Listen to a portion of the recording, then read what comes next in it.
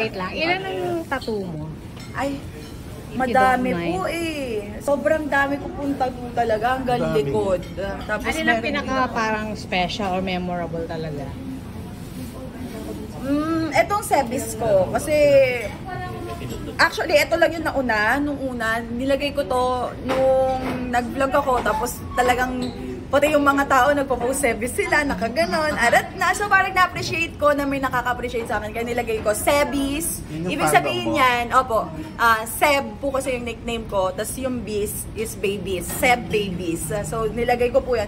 Tapos etong black na to, ano yan, may nakita akong parang viral post ng isang tattoo artist na naghahanap siya ng clients kasi nasunugan sila. So, hinelp ko to promote yung artist na yon. And kaya ako siya pinaganyan. Nilagay ko na lang siya sa sebis. So, sign yan ng love ko sa fans and yung pag-help ko dun sa mag-ama. Kamusta yung content creation mo ngayon?